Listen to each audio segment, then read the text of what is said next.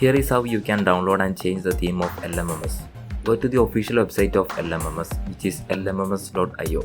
You can find the link in video description. Click on the sharing platform in the menu. On the left side, select UI themes.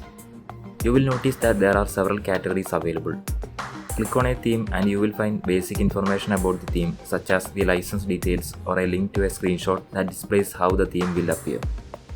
Click the download button and it will be saved to your system as a compressed file. You can use a free program like 7zip to extract the file. To do that, right click on the file and choose 7zip extract files. Now open LMMS and navigate to Edit Settings. Click on the folder icon to access the Directories section. Scroll down and under Themes directory, select the location of the extract folder of the theme.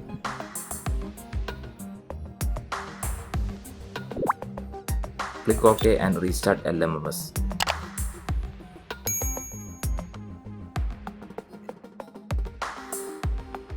You will see that the theme has been uploaded and it may even change the splash screen. I hope you have found this tutorial useful. If you did, please consider giving it a thumbs up and subscribing to the channel.